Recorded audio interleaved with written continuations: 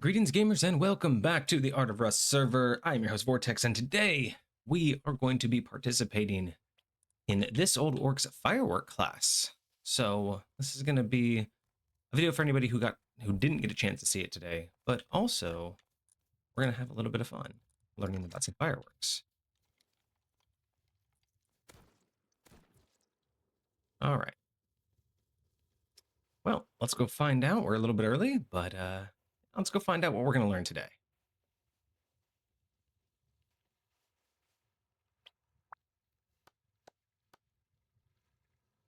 And the man himself seems to be AFK. So, since we're waiting, I know you'll probably go through this during class, but I've always wondered when it comes to the fireworks shows. Um, I guess it's like a two-part question, and maybe you want to just answer this during class, but I'm curious how much you control in terms of the cycling of the different types and the different colors. I'm assuming that, each one of those is selectable. But on top of that, I guess the secondary question is just what's the overall approach you take when you try to, like, when you do an ongoing show? Do you try to do any level of cycling through specific patterns, or do you just go for making sure it actually works? More the latter, but if I have a specific effect in mind for like a mid-show or a finale or something, I make sure I add that to the chain first. But the core of the show is a little random because I'll just be running around in the different cells, just placing fireworks that seem interesting to me. Sometimes I'll lean toward particular colors at particular times, but the core show is just whatever I feel like dropping down, and then I incorporate effects into the chain of circuits. Okay, so it is, but it is pretty like you can, if you wanted to, every single one can be individually chosen. Like it's not like a random. I haven't worked with the fireworks before, so are like the effects random, like what color that goes out, or can you select each and every one of those pieces? You can when you place them down into the cells. That way you control the order and what color. I mean, you can. I just, in the interest of time, sometimes I'll go a little random with it because it could take hours to set them up, even after the circuits are, because you're just running around with dropping the boomers right in the cells, and there could be like the last one. There was in last wipe there was 150 different cells with igniters in them that was trying to populate with about 4 to 5 fireworks, and you can imagine that takes a bit of time, especially if you have a plan. But you know, either way, whether you're just spamming them in there or not, it's going to take you a good hour or so set it all up. That's after you get the circuits in. And I had about 8 or 10, actually 10 toward the end, total circuits, and they had taken a good portion of a couple of days to set up just right there. So it could be time consuming, but you can have as much or as little control over it as you want, and you can incorporate things, not just fireworks, into the setup. That's one of the reasons I did this the way I did it, because the way I learned it, it was like a fixed circuit, and you didn't have a lot of scalability on it. But the way I did it, I took out a couple of components like the splitters, which reduce lag and enables you to scale the circuits a little better. And you can have more control over how many rust watts are going through it. So you can put things other than a single igniter on the, if that makes sense. So it has as much, you can do as much or as little control as you want with this setup. That's great. Okay, I was hoping for that because again, I haven't played with it myself. That's why I'm really excited for this class. But I really was curious while watching your shows because yours is the most complex I've seen anyone use fireworks. So I was just really curious how much of that was your creativity and how much of that was randomness. So I'm fascinated to see like what can really be done in terms of placements and things of that sort.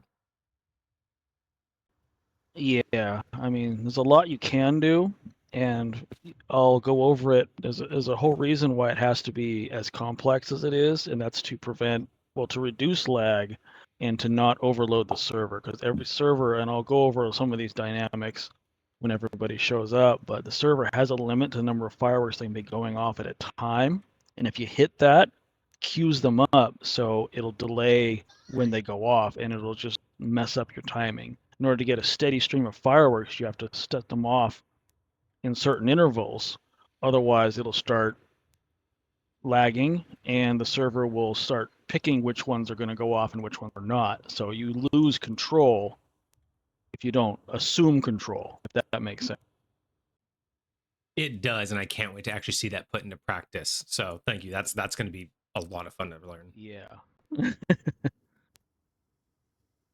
And there, I have, you see down below, I have various effects already set up to show people, and some of them I learned from people in this server too. So it wasn't, some of these are not just exclusively my work. 'Cause I learned the basics, and then the more I showed people on this server, the more they said, "Oh, what if you did this? What if we did that?" So the more that happened, the more I'm like, maybe I should just teach people how this works and see where they go with it, kind of a thing.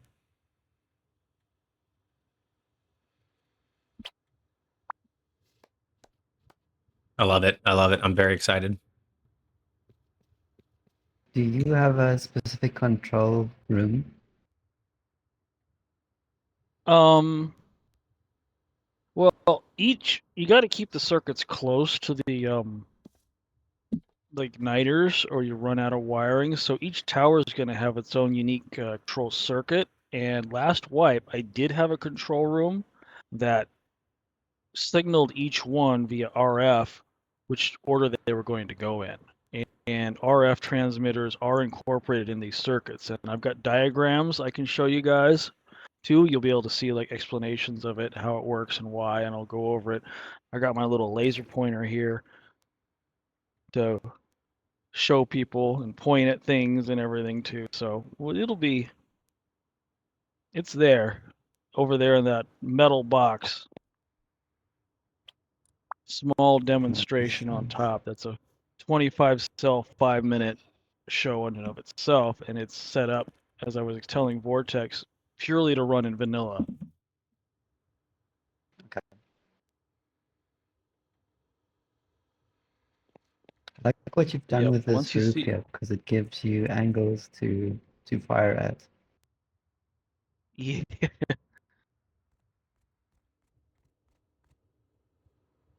and there's a reason too. I get the stands back. This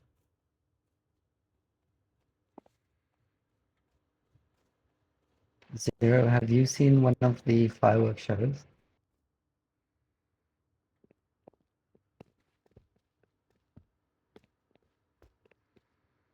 Zero was one of the ones who was learning and helping set up this, kind of partially where I got the idea, because Zero and a few others were like, "Can we help you set up next wipe?" And I said, "Sure." And I kept saying, "Sure," as it kept adding up to people. I said, "Yeah, maybe I should just make it a class and show people."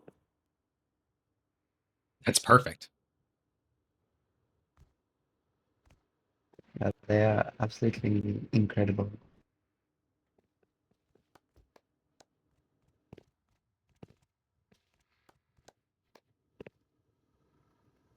First time I've tried to I, stream something I as was heavy wondering, as this. I was wondering if you had if you placed each and every one of those, or if you had the ability to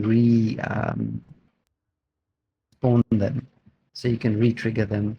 But I think it's the first one, right? Yeah, once the cones burn, they despawn and you got to place new one. That's why it takes. That's That's why there's a diabolical. long reset time between shows. Yeah, but I don't think the devs anticipated anything like this happening.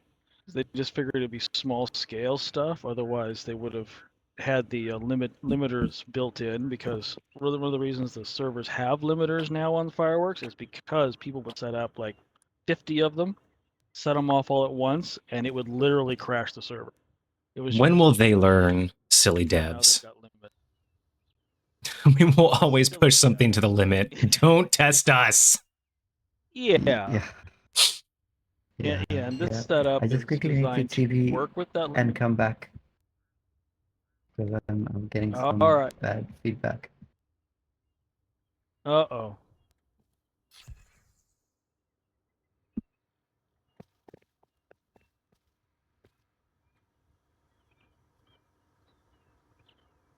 Was quick.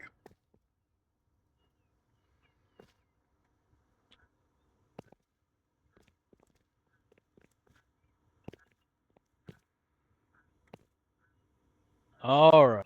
Well, I think I've almost gone over most of the material already, just sitting here talking to you guys. But yeah, I don't know. Do we think more people are showing up, or should we just get started? We'll get started. If one of you could do a ping in Discord, I can't run Discord at the same time. I'm running Rust and OBS and everything's already lagging.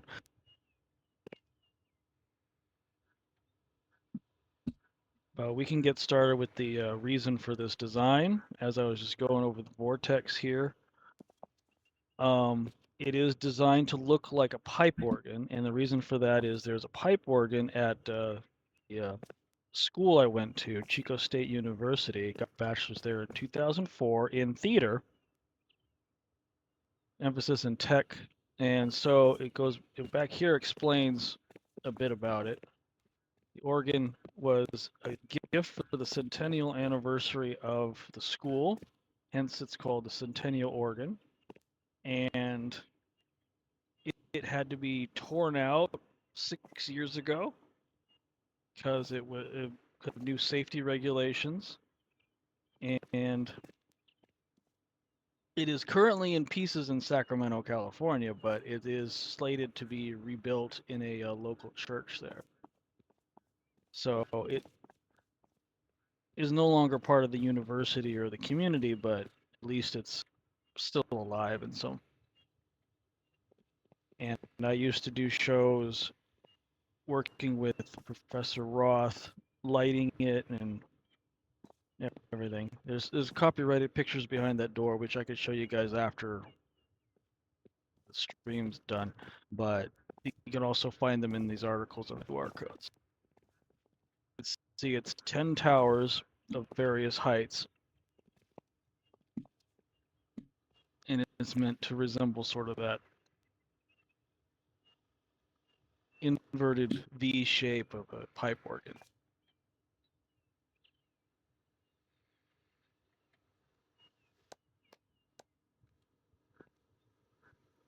I We'll get initially it. thought they were missile silos.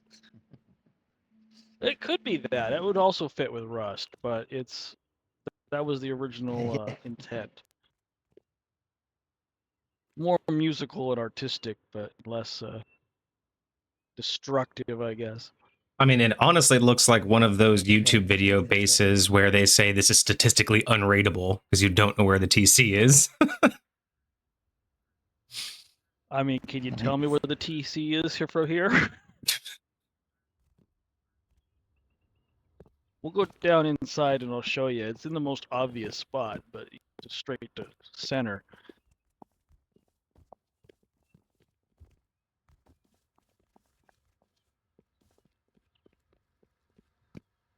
I even got the doors open because I'm going to have to authorize anyone who decides to stick around and help with the towers.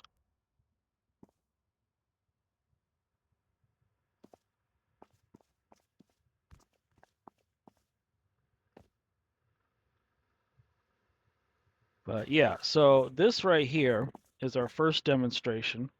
And obviously, fireworks are not a vanilla part of Rust. You have to purchase them in the marketplace in separate packs. There is a separate pack for the pattern boomers, which allow you to create your own patterns, the cones, the Roman candles, and the regular boomers. And in order to ignite them, the instructions basically are just hit it with a lit torch. And that works. You might have to hit it a couple times with a lit torch, but you'll also find that other tools work. Hold on, I'm getting my, there it is. Flamethrower is my popular choice when I'm just throwing things off on the fly. If you want to set your my time to 19, it'll be easier to see around and still see the fireworks.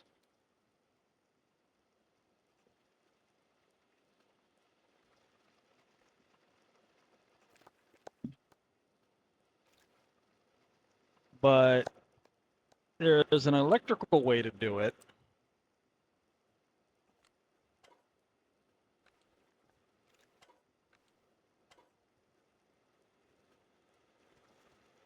So fireworks won't light each other. And no, they're completely safe. They won't chain each other. As you see, I just placed 3 of them around and already lit one, and it did not set them off.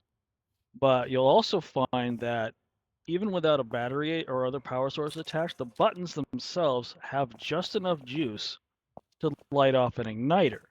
And igniters will set them off. Quick burst like that is very reliable from an igniter.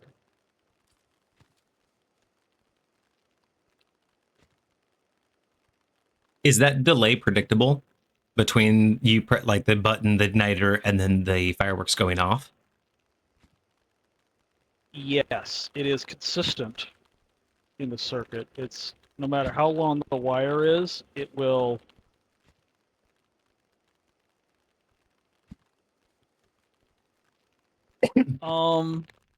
there should be a pack 0 with the boomers and the other ones in there. It's been over a year since I purchased the pack, so I don't remember what it's called. But it should be the fireworks pack DLC. Come on, he's saying DLC, but it was in the marketplace. Yeah, I also only have the pattern pack, so I will have to look into the standard ones that you have too. Yeah, it took some looking to find them, and I'm always There's 3 packs. You've got the boomer, so the pattern one that you have vortex, and then you have for the smaller ones, and that's for the Roman candles and um, these we saw now, and then you've got a bigger pack. So it's 3 of them. The pattern one is a little bit expensive, or pricey at least. Yeah, the pattern one was the most. Do you know what the names of those other packs are by chance? I see the boomer pack, but I don't see the others in the store. Yeah, I'll check with you. Just 1 sec. Thank you so much. Cool. It's been a while since I've looked. Sorry to derail the class, but good note that these are different packs, so it'll be good to know which ones come from each pack. Yeah. And you were saying something about the distance of the line? Purchase them. Yeah, the distance of the line doesn't make a difference. Still that delay between the button and when it lights up. And the fuse going off here, and then it goes.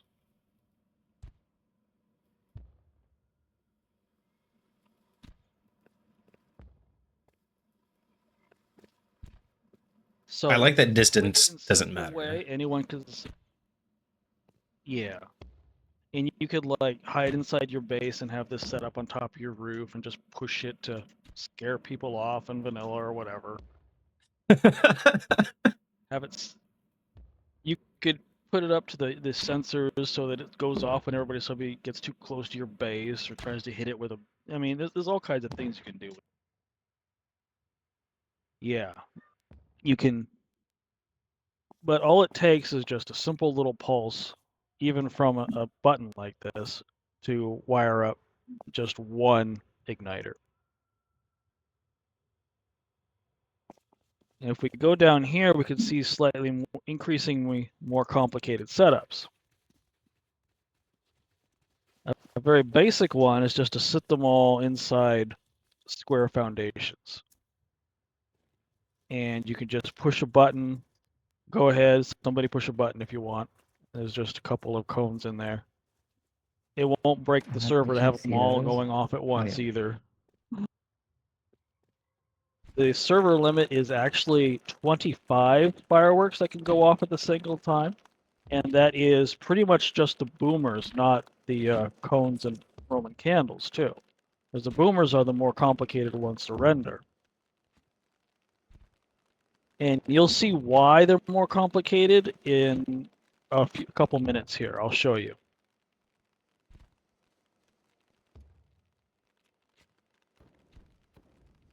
You said 25 max at a time?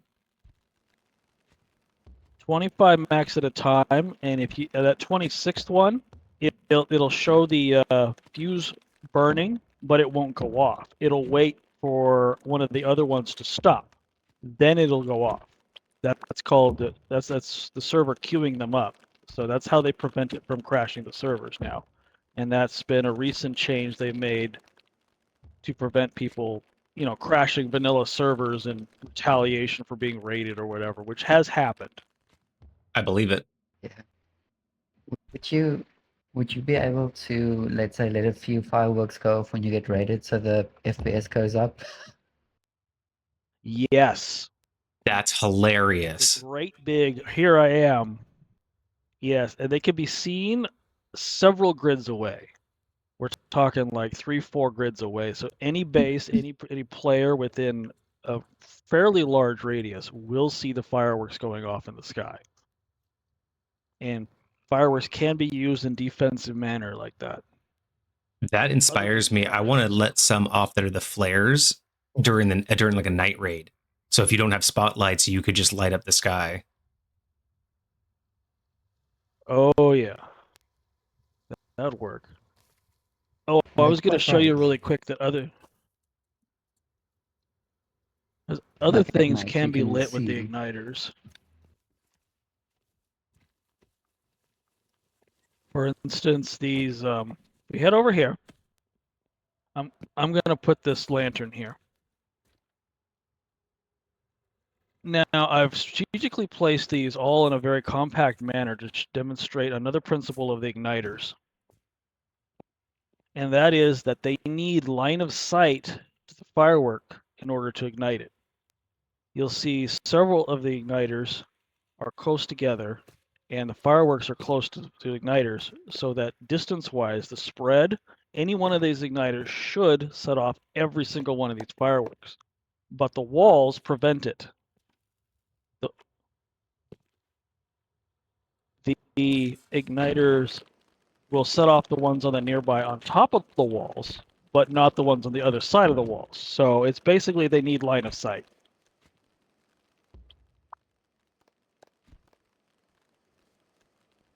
And as you can see, the lantern also was ignited and sent off into the air by the igniter. So it's not just fireworks that could be messed with this way.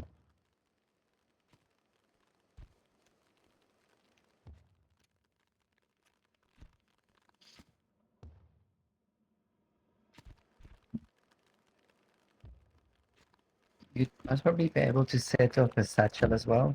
So if you put a satchel against the wall and you use a water gun and you kill the fire, and then if you hit like this charge, you can light it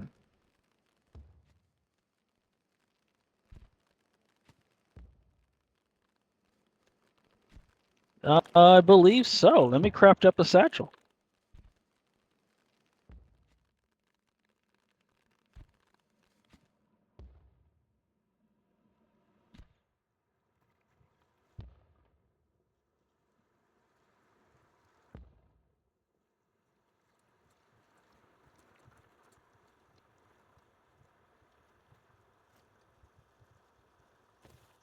All right, it says I cannot craft a satchel. But yeah, if the satchel Okay. doesn't go off on its own, you should be able to reignite it with an igniter. Yeah, you could spray it so it goes. Yeah. You kill it. The C4, I don't think the C4 you can. Well, the You can kick the C4, C4 off with with a IR. yes, and there are RF transmitters you can hook up to the ends of these buttons or the circuits that I will show you that can transmit and set off C4. I've had ideas for self-destructive bases that way too, but on PvE it's not going to work, so I can't demonstrate that. But it's on a vanilla server we actually did that where we hooked it up to a RAID sensor. It set off a transmitter and underneath the foundations and along the walls, there were like 100 C4s. So as soon as someone hit it with something, the whole thing blew up.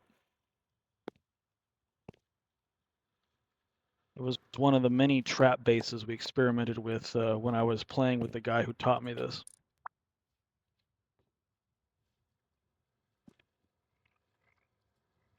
Okay. So yeah, like I said, the walls prevent the igniters from igniting anything it doesn't have line of sight on. And you'll see that it ignites this one on top of the wall, but not this one on the next wall because it can't see it. But if you step back, you'll see that the two walls hide it from the igniter. So you can get pretty compact with your igniter setups.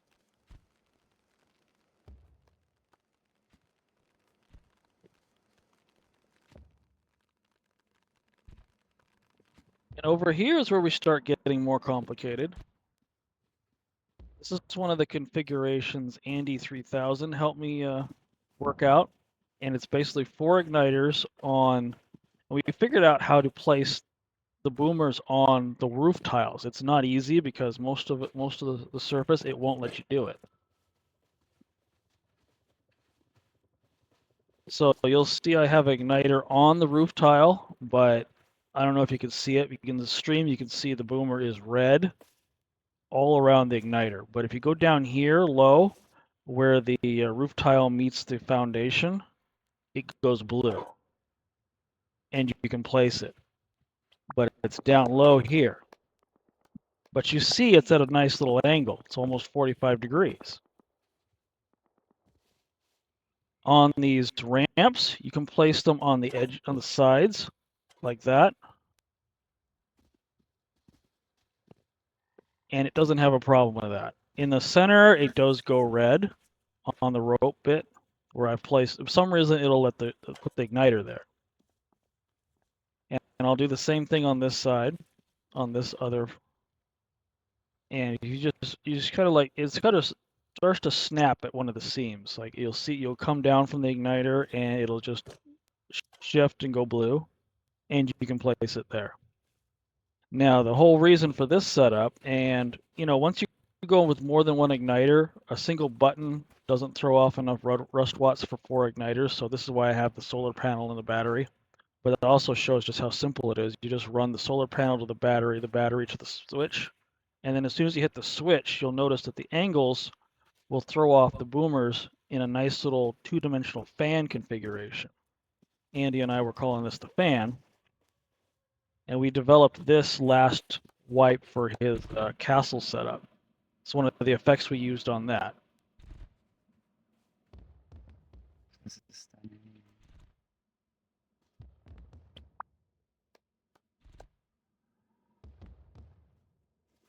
So get creative with your angles is what you're telling us. Yes, it is entirely possible to not just throw them straight up. That's Question. the point here. Have you tried to do this with nature market items to get more egregious angles? I have not tried them with nature market items yet. I'm just curious if one of the nature market rocks would let you exaggerate any of those angles. You can with the rocks. That is a good question. Can't If with the you rocks? drop the bean can, I don't know if you can throw it, but I can kill it. All right, I'll chuck it into the triangles.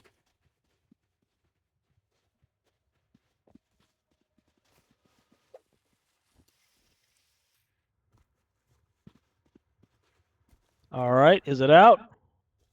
Sounds like it. Okay. It's Button. out. Is it lit? Yeah. It won't. Does it explode?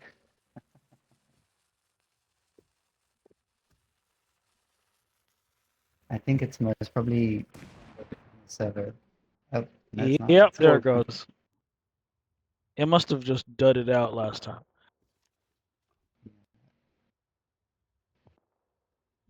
All right. I'm gonna put you all on hold. I have a food request from a child. I do have 3 children.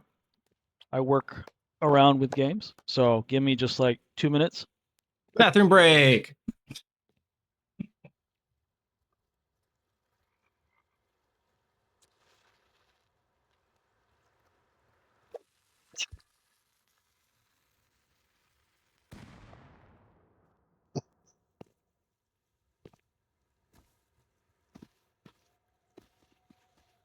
These are also really nice vortex. I'll drop you some.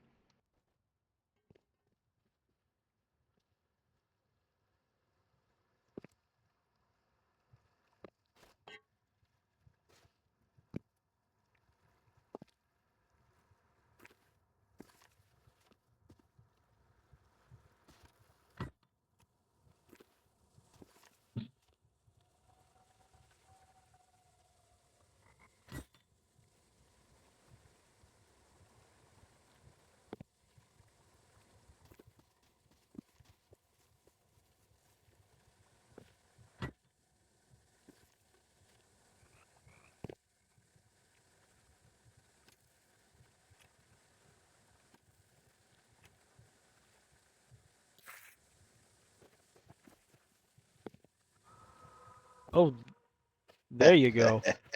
I just came back to an image of one of those in here. Yeah, okay. Does it light? Yep, yep. Both. YB. Hey, I'd stand back a bit. nice. Let's set off the other one on the other.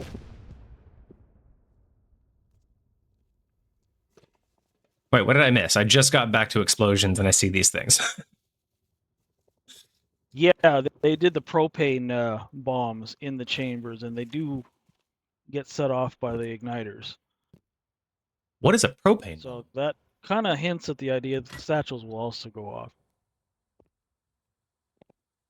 But don't worry, we can't get hurt by them. So Is that just a different skin for the propane bomb?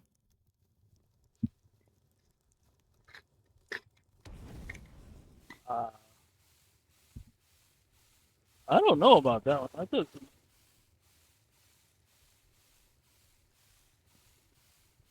Oh no, it's a firebomb. It's just another one. I'm assuming that came with the okay, yeah, that's what it was. catapult. So yeah, I mean, obviously you guys are already experimenting with other things you can set off with the igniter setups. So that's good. That's good. Oh, the fire spreading, but yep, there goes.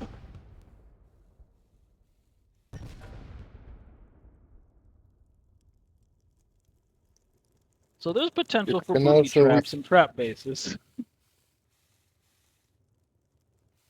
Um, Hello. the igniter can use to light Chinese lantern with clock alarm and sprinklers to turn off this lantern in the morning. Yep. Can use clocks in that way on these. Yeah, All that's right. clever. We got more questions, or should we move on? Oh, Our next demonstration shows you how the boomers actually work in game, how they're rendered, and how they work. And it shows you a neat little effect. So this one right here, as you can see, is a platform with our igniter and button set up, but it's got a roof over it. Now the boomers, this has an effect on, but not the candles or the volcanoes. So I'm going to place a candle here and a boomer here. And if someone would be so kind as to push the button, you'll see what comes out of the boomer is a physical projectile. And it gets stuck right here on top of the roof. You can see it. That's why the server has issues with rendering a certain number of boomers at once because it is controlling a physical missile. And you see the roof also stops it here, and it goes off down low right in our faces.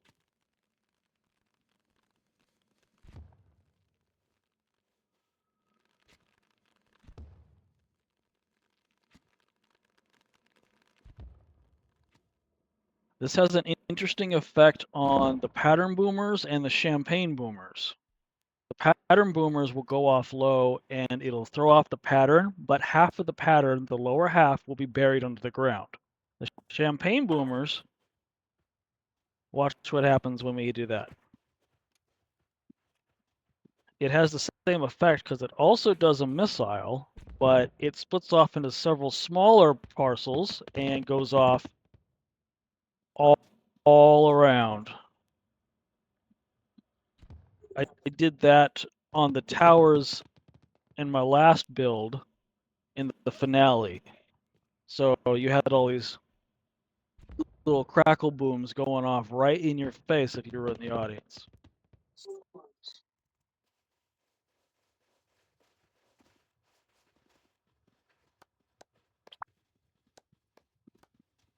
So this shows you the level of control you have with where it goes off.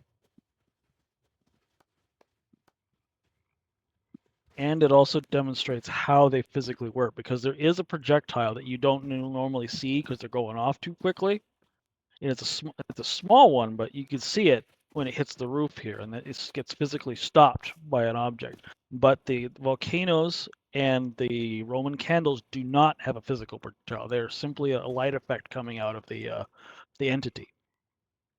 So, and the rave that was formed by Orwell and Ludog last wipe, if you remember that on the 20th, I had the candles and the cones underneath the stage that were going off, and it was just a fire effect coming out through the floor. So you could do that. And if you put a boomer under there, which I did on one of them, it just kind of scatters out from the base of the stage where Orwell was standing.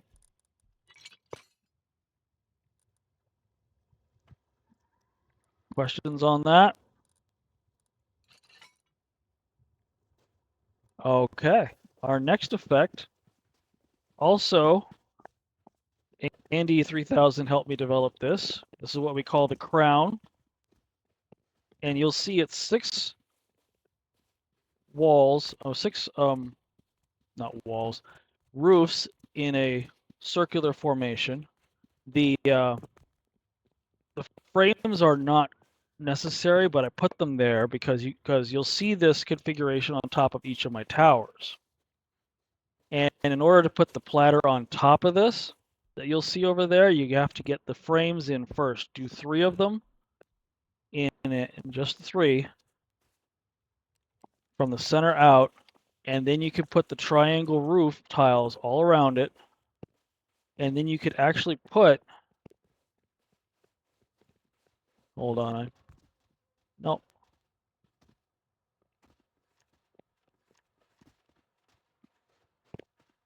You can actually put triangle roof floor tiles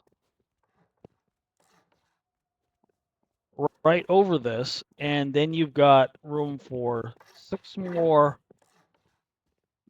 cells, go straight up, that don't interrupt this effect that I'm about to show you. So what you do with this one is the same thing on the roof tiles. That's a fan. You go down until it goes blue.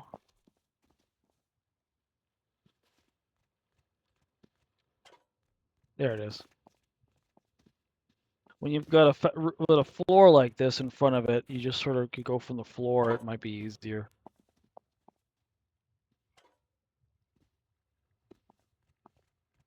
You just want to do 1 on each because at this point you're pushing 6 total boomers.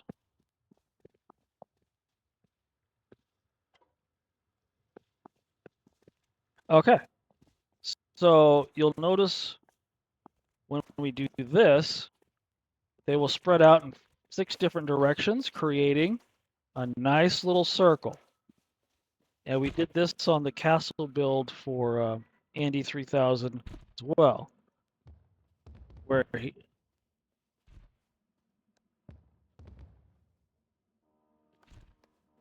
he did pattern boomers with the hearts instead of the boomers. That's what that effect was, and then another pattern boomer in the center. Yeah, the projectiles do go out at a random angle, and sometimes they will hit other things, or they will hit players. In this case,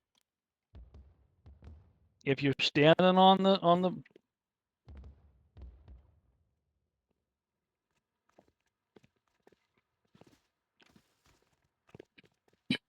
So how far do these igniters reach? Like if I had would you be able to put a firework over here and have it be hit by that igniter? Right, probably the approximate. It does show you the range when you place the igniters, and it is approximately the radius of a square foundation tile. So, like I said, every last one of those igniters on the triangular circle, their ignition radius was overlapping with each other. They covered the entire circle just about, but the walls were stopping them from igniting each other's the fireworks. If I took out the walls on that, the radius would just be the entire circle just about. Gotcha. Do that entire circle with just one igniter. That gives you some idea, but the best way to tell is once I authorize you on the TC, and you'll be able to start placing igniters, and you'll see it render a spherical radius. That'll give you a much better idea of how much space they cover. But they do have to have line of sight.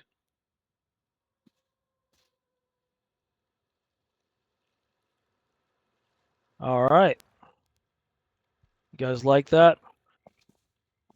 Let's move over here. Now here is the natural progression where things get super complicated. As you can see, I have powered this entire setup with just 12 solar panels. So this is my vanilla setup. This is my proof of concept that this can be done in vanilla. I don't have to use the test generators I do use. And it's just easier to do much larger shows in vanilla. The regular night cycle in Rust is 10 minutes, so I learned doing 10-minute shows on a 9x9 platform with a 5x5 core control circuit area and a 1x3 armored core in that. So that if it got raided, they get in there, they see what's going, a whole bunch of circuits, and they go, wait a minute, this isn't just a storage base, this isn't just, something's going on here. We did have that happen. People would get past that first layer of metal and go, wait a minute, this isn't a base. This is something going on. And then once they found out what we were doing with it, people on the server actually started protecting it from raiders. Because we had a Chinese Zerg show up and they were just destroying everything. And there was a huge battle between all the other players and the Chinese Zerg over the fireworks base. All right, so some of you have seen these circuits. This is a small 5x5, 25 cell, 5-minute burn base. And I'm just going to start a tour through here. I've lit it up with, as you can see, the spots. And this over here, this is the timer circuit. And so what happens is it's all controlled with this RF antenna. The signal goes to this memory cell, which toggles back and forth, which creates one of two signals. The green signal, which I've coded, you can see the wiring is going to be coded here with the signals. The green signal is the reset. It's the one that's currently on. I put the light on there just to show that it's on. And you'll see it goes all through the control circuits here. And it's connected to the clear counter on each of these counters. This is the natural standby resting state. It's not using any power. It's just waiting to be told what to start. And each one of these counters is set to be 12 seconds apart, or 12 counts. And the reason it's 12 seconds is because back over here on our timing circuit, this timer here is set to go off every 1 second. So this controls the pacing. It's a 1 second ticker, basically. And the blocker and these other two, I got diagrams in the next room to show exactly how it's wired up, but basically it's basically a 1 second timer that just keeps ticking and sending out 1 second pulses. And the pulses go down the blue line. The blue line is connected to the increment on the counter. So that's where you get the counters counting each second. And you tell them which second to go off at. And in my case, I did 1 and 13, 25, 37, and it just goes up to 301, which if you divide by 60 is 5 minutes. So about 25 cells or 25 of these control circuits is about a 5-minute show. Questions on this so far? Makes sense? The red line here, I didn't talk about it yet, is just it's a power input. And basically on the other side of this wall where the diagrams are, I've got 2 large batteries that are being recharged by the solar cells. And one of them is connected to the red line, and one of them is connected to the blue line. And the difference between the red line, not the red line, the difference between the blue line and the green line is which one is receiving the power flow for the signal. Green line to clear them and reset them, blue line to tell them to start counting.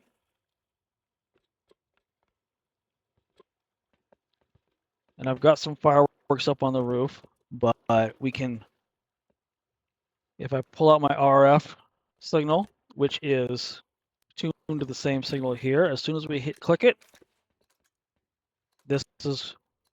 it starts counting, and you'll see all the counters will start, and you'll start hearing the fireworks go off.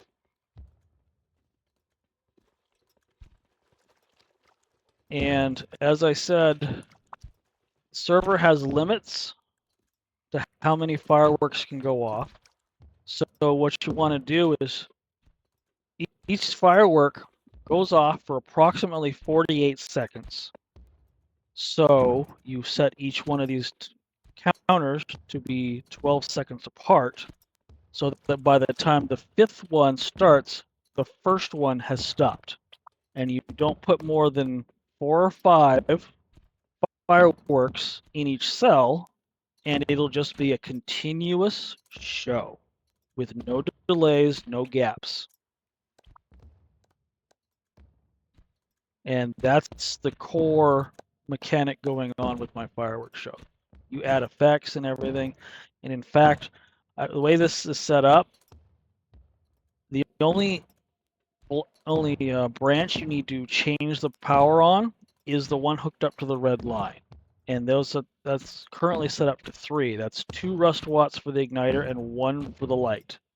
And you can put multiple igniters on there. Just add 2 rust watts for each object.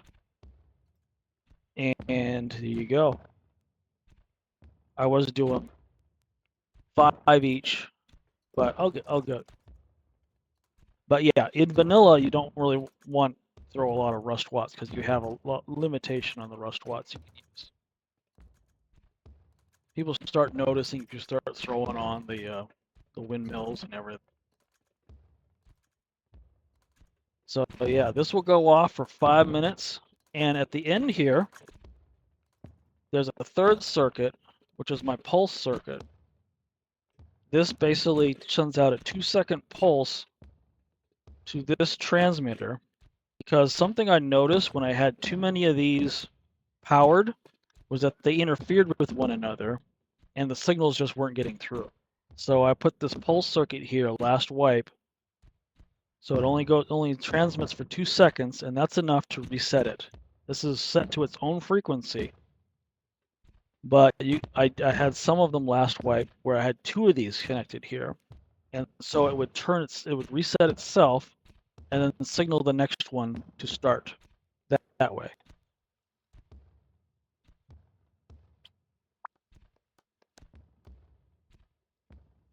So that's how you daisy chain to another whole set, right? So if this is a vanilla Yes. setup, you would do another like setup next door, and then this is what would shut this entire one off so you could start the next group. Exactly. You want it to turn itself off to save some overhead on the server, and you want it to signal the next one to start. Because one of the problems I ran into last wipe was if I had all the circuits still pulsing and counting, it was creating lag, and it was slowing things down, and it was interfering with one another, and the signals would overlap, and it just wasn't working. So I needed to clean it up, which adds a little bit more complexity, but not that much, because this is basically a loop connected not blocker, branch. Both of the outputs on this branch are connected to the timer. So the timer goes off for 2 seconds when it receives a signal, and then it shuts itself off.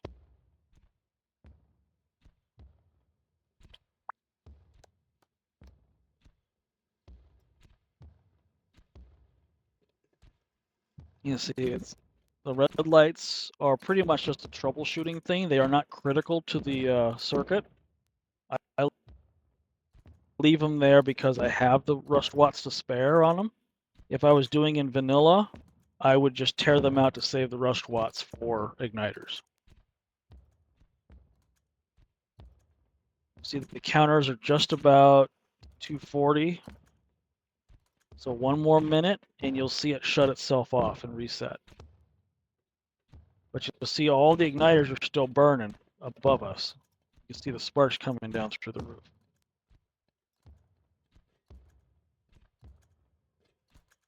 And you just hear continuous booms, don't you? And that's just one boomer per cell.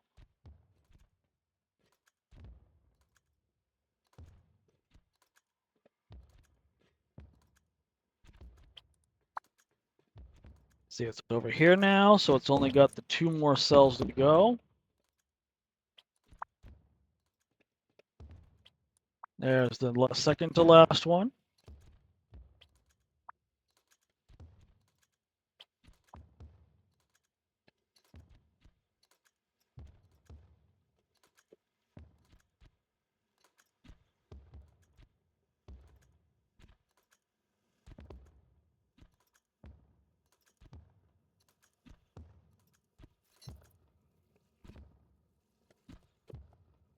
Okay, I thought I crashed there for a second.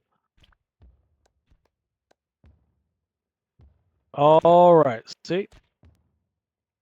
Yeah, exactly. We want to keep it clean, because if these are still ticking, it's just more load on the server. And you'll notice I hide them behind the walls, because if people are not viewing it going off, the game's not going to render it. That's the same thing for the fireworks burning and the everything else, because the more you have for the server to render, the more load it is on the clients and the server. So that's why the stands are typically at least 10 foundations back from the base, because it's far enough back that none of this gets rendered in the player's view, and it's close enough that they can enjoy the show.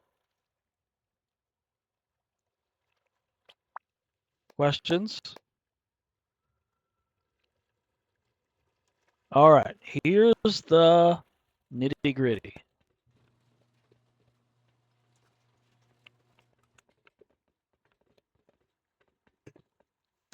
This details exactly how each circuit works. And I will be moving this to my main base. I have a display area where it's going to be moved to, where everybody will be able to access. So you'll be able to come back and look at these again. It took a little doing to get them legible in game, but this shows exactly how to wire each one of these circuits.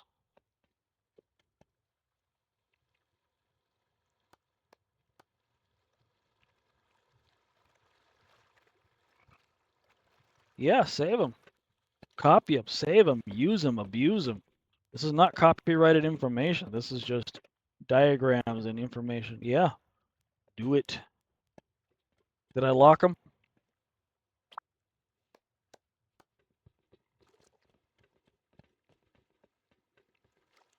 Okay. Everyone learning? Everyone happy?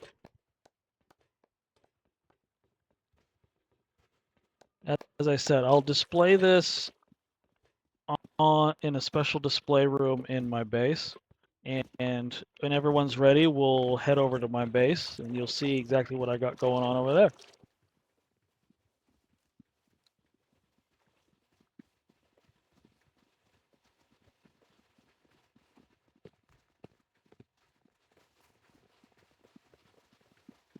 So here's the base setup up close and personal. I've opened all the core doors so you can see what I got going on inside.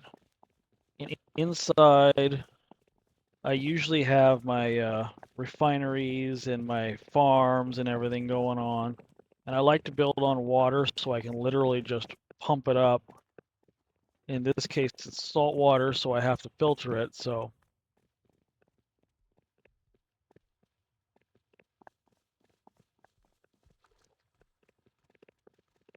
I got 2 circular farms, composting going on, refineries, and a place for horses. Normally, I would be farming manure off them for farm, but I got to run them around and exercise them first before they'll do that. In here is where I'm going to display the diagrams. This door will not be locked. It's just there. The inner door will be, just in case we get any miscreants. And you'll see it goes straight outside. All right. Anyone who wants to help with the towers is going to need authorization on the TC, so we'll take care of that next. Don't judge my inner sanctum. This picture was given to me on my first wipe by another player that I have not seen since, so I just display it inside my little inner sanctum. I got gifts in here from other players going on, including the 40K containers that are pretty much just there. Pretty.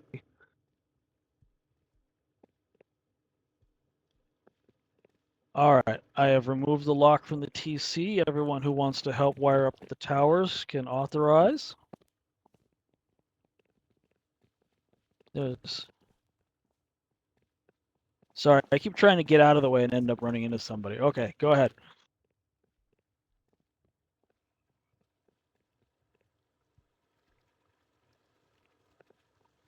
Okay. Vortex has wandered off, so we'll give him a minute.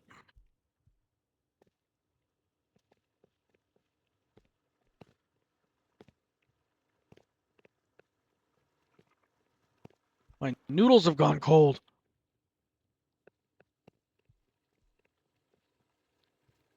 That's fine. That's fine.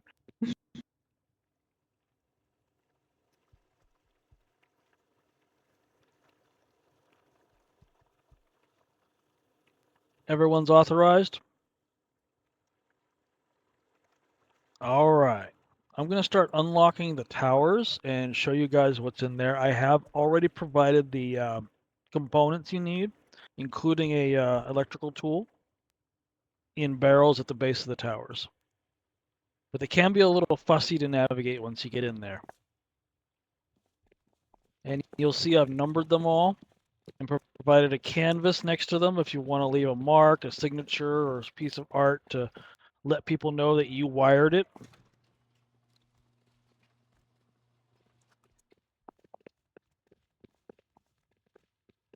If you struggle with the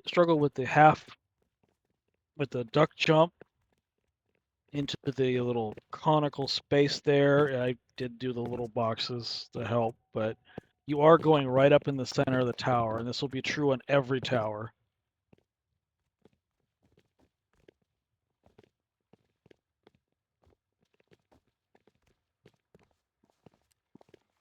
There are external ladders on the side if you just want to go straight up.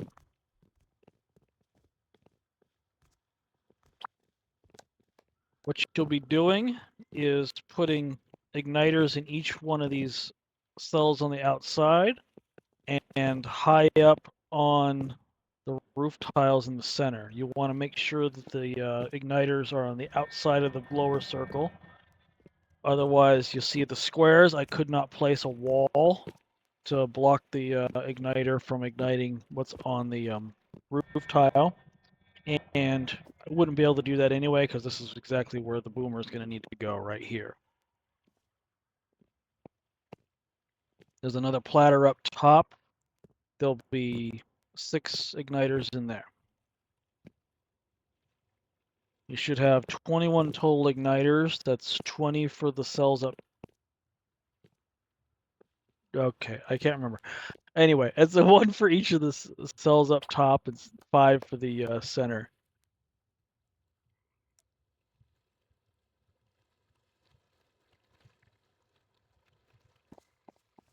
And what you'll want to do is you want to put all the circuits and control circuits down in here.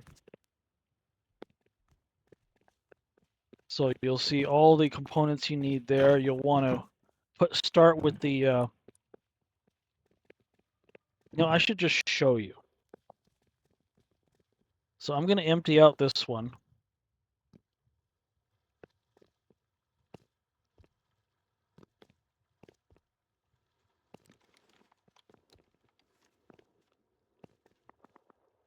What you'll want to do is start with the power.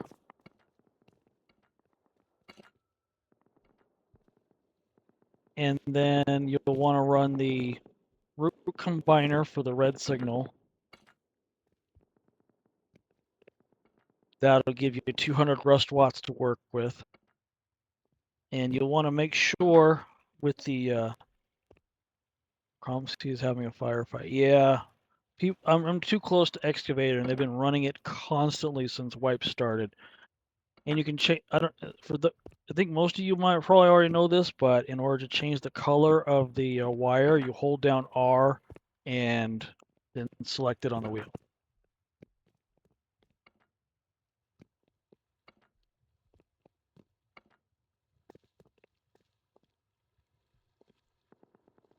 And there's your red signal.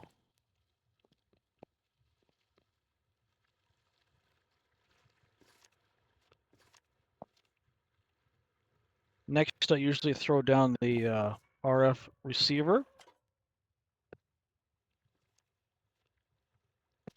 And a branch for it.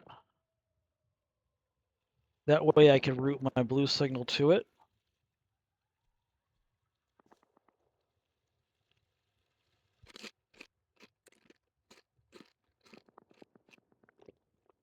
I try to keep it clean, but I'm not going to spend that much time on it to show you. And you'll want the branch out straight to the receiver. Next, you'll want to do your memory cell. And I usually mount it sideways.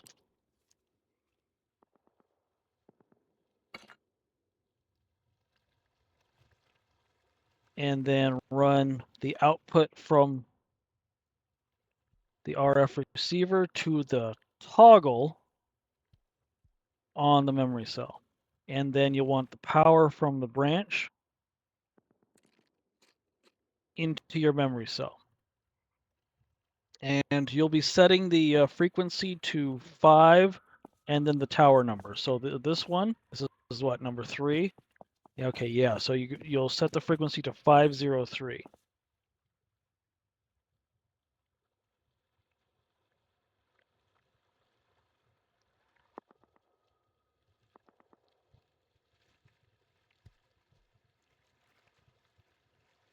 All right, I couldn't figure out why I wasn't doing it, but I had numlock off, and I'm used to using the 10 key to enter numbers.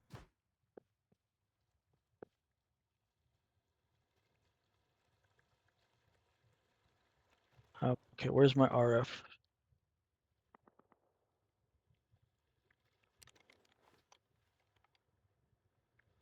Oh, okay, hold on. So at this point, if you wired it up right, you should be able to program your RF transmitter to your tower frequency.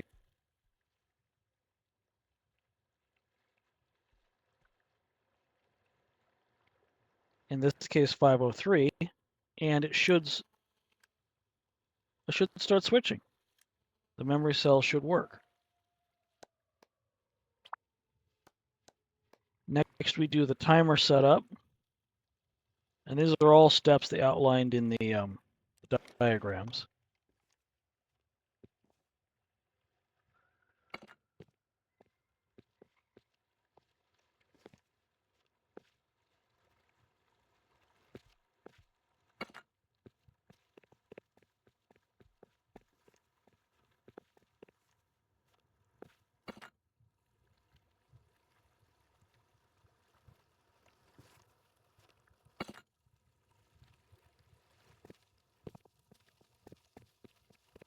Okay, even I have to reference the diagrams at this point. Okay, yeah, I got physical printouts in my desk here. Okay, branch goes to the blocker. Power to the timer. We want the regular output from the memory cell to go into the branch, and I did provide the lights to help you sort out the signals.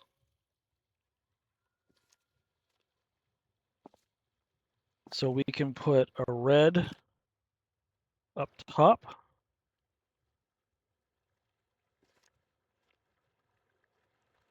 and then a green,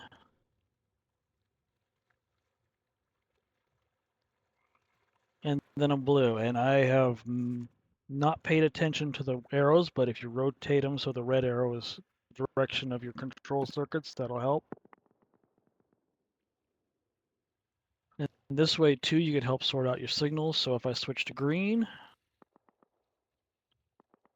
I'll take the inverted output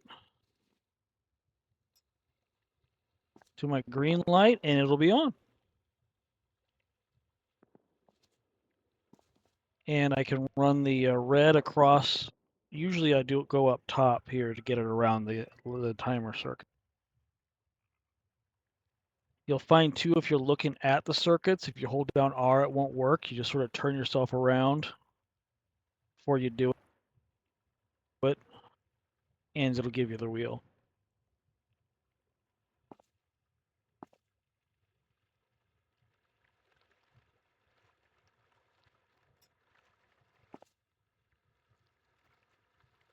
Okay, let's finish wiring up our timer circuit.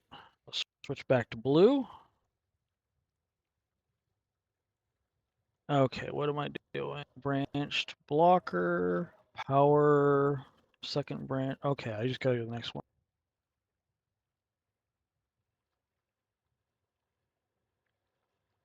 Okay, so the output from your timer goes to the third branch.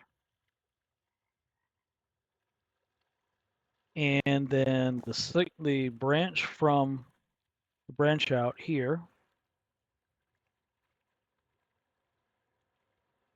goes to the block pass-through input on the blocker.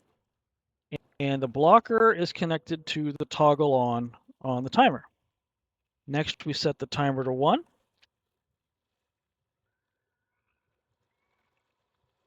And we'll wire up the power output from the third branch to our blue light. Now, at this stage, we should have everything together, and it should do the 1-second pulses when we start it. Just like that.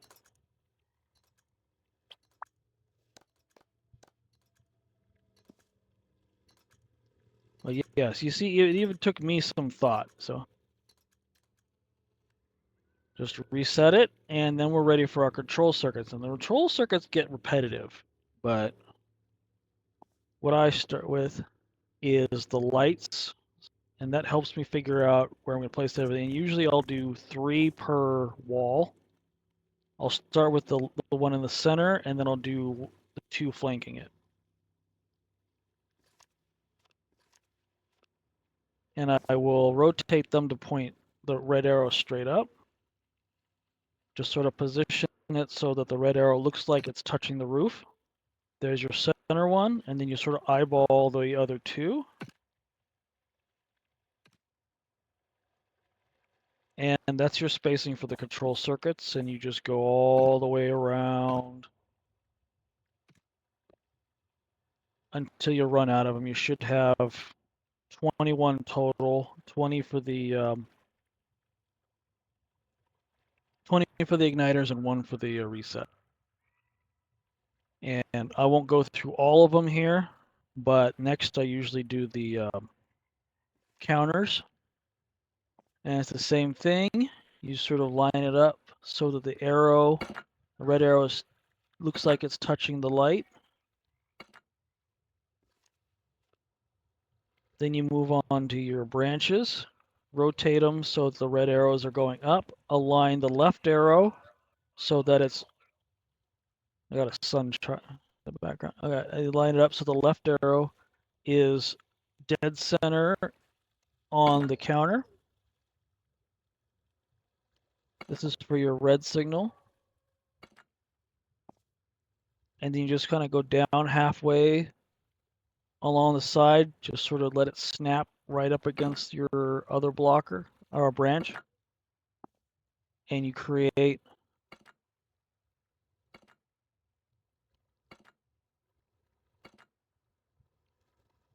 your tiered branches. And you do that each step. You do the lights, then you do the counters, then you do the branches all the way around. Once you've got those, then you start wiring because you're going to want to do things in stages so you're keeping track.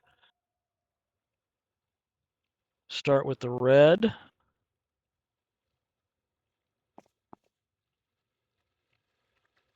Just bring your signal across. Okay, I did it on the wrong side. Okay, bring your signal across and down over to your first branch. Sort of, you can just sort of go down or to the side to the next branch, down to the side, next branch, down to the side, next branch, all the way around. And then you're going to want to go up from the branch out to the counter.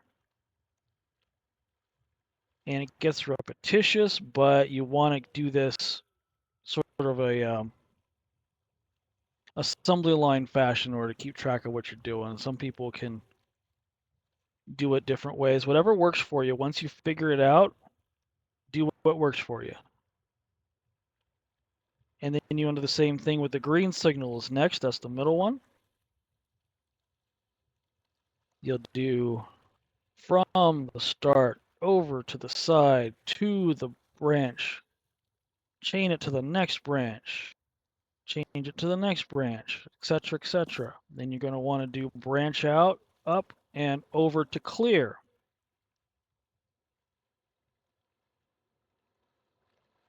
Then the same thing with blue.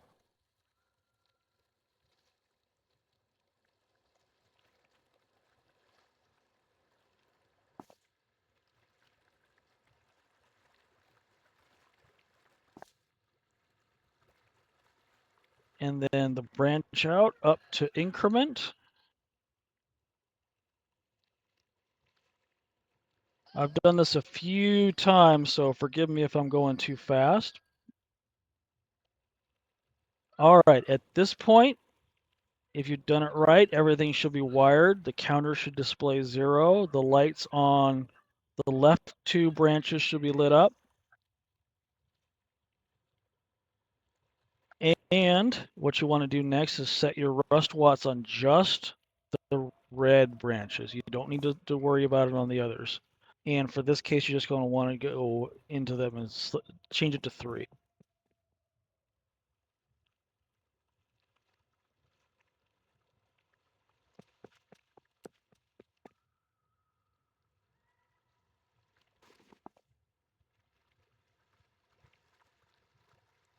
And then you're going to want to change the counters. In this case, we're going to go 1.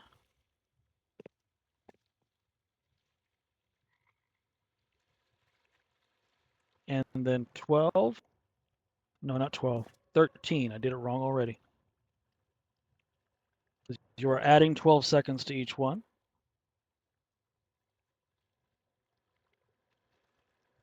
And then 25. Now, obviously, you'll be doing this for the entire run of 21 control circuits. But if you've done it right at this point,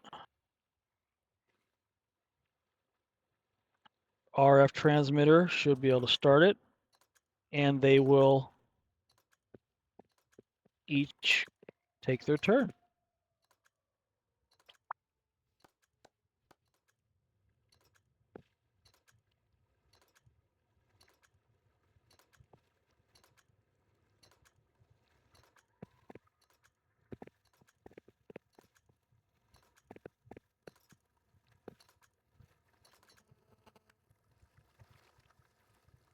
Oh, what are you doing? Why is that?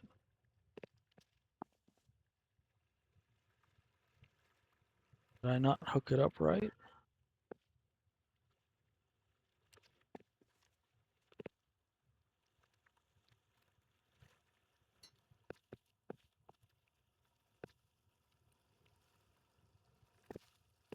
Sometimes glitches do happen. I'm sure it was fine.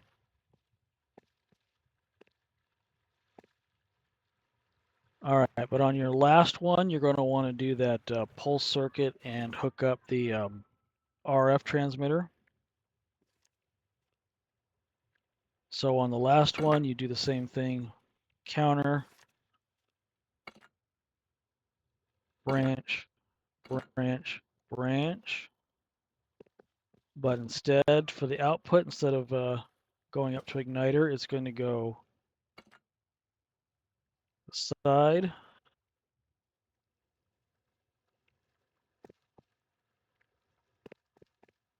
All right, maybe I forgot to put it in this one, but there's another timer that should be there.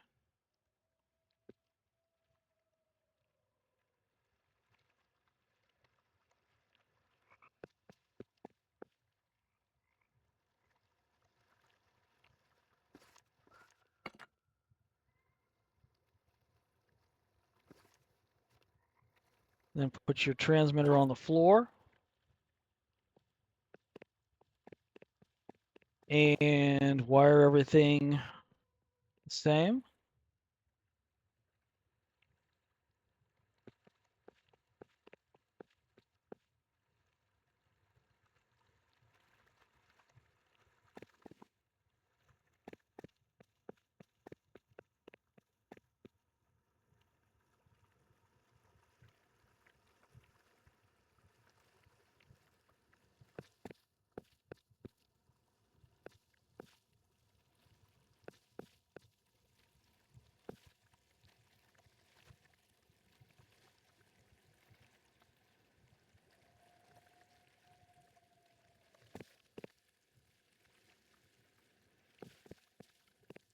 And then instead of going up from the light to one of the igniters up top, we're going to go down to this setup. And what we're going to want to do is switch back to red.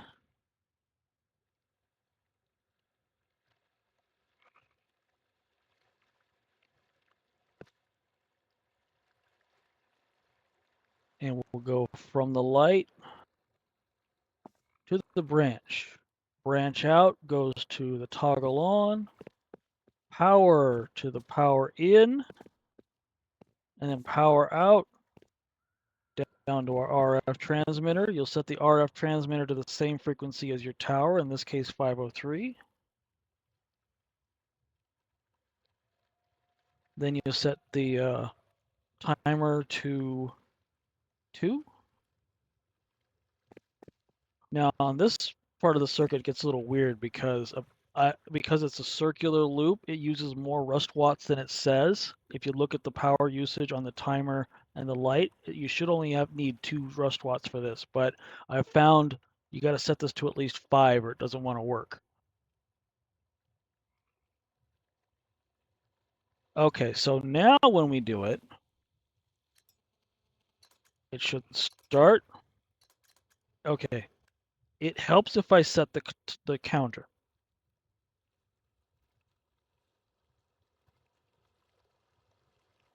This one will be 37. Okay, now does it the counter's default to 10. It should run its cycle, each one taking its turn, and then it should reset itself.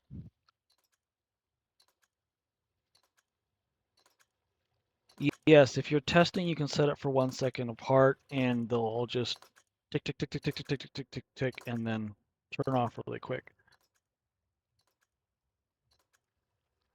I went ahead and set it for the 12 seconds apart because I'm just using a small demonstration circuit.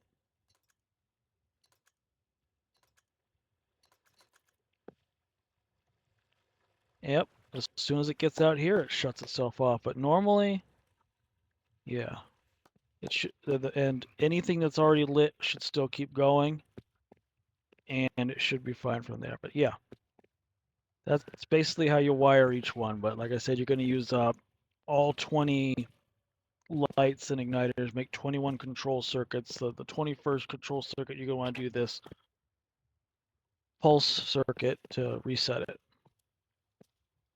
Everything clear? All right, I'm gonna start opening up towers, and I'll clean up this mess here in Tower 3 myself since I created it, unless one of you wants to do it. But I'll start opening the towers since they are locked, and you guys can help me start wiring up.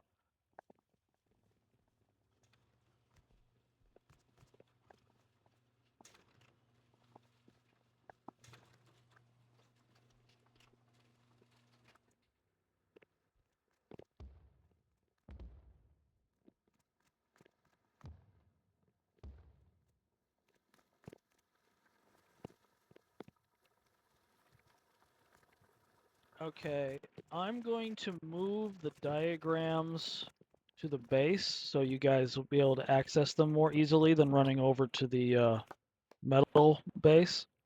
I'm going to move them into the base of the tower over here between 3 and 4. Okay, I'll be right back, and I got to hit the bathroom too, so.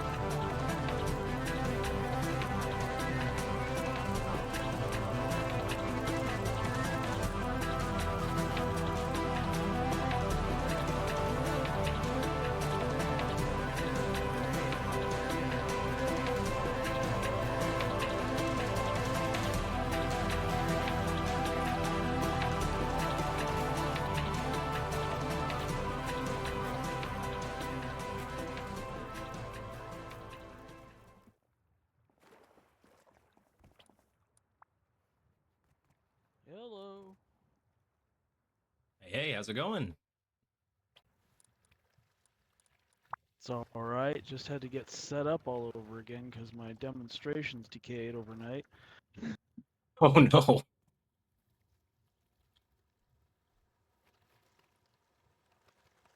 I like the setup. I don't think I walked through your last one this closely.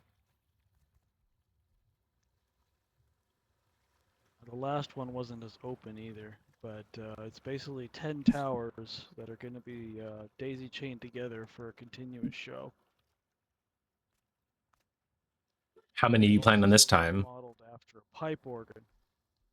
A pipe organ. I don't know how Fascinating. many actual boomers.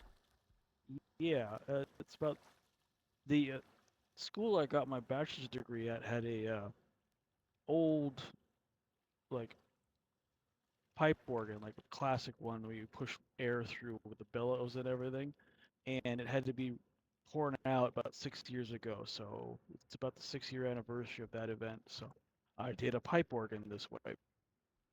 That's amazing. It's a great way to have that memory. There's a little bit of info. Yeah, I worked with the professor who played it and lit it a few times for performances and stuff. So it's what I did, and so just a way to remember something significant. I got some information on it back here in the stands too, but So now that makes sense. Your banners are pipe organs. I was wondering what those were meant to be. yep.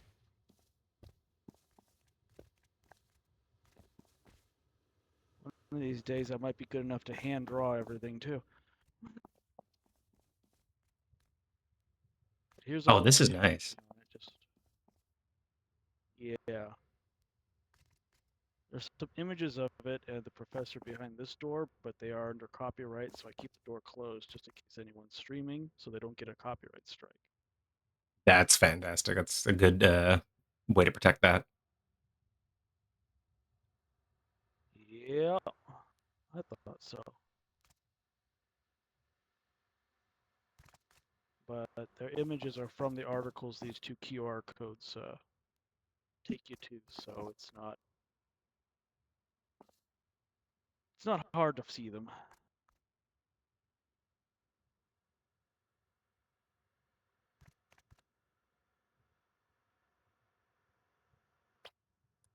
Yeah, right now it is still disassembled, but it is located in Sacramento, California, slated for reconstruction at a local church. That's amazing.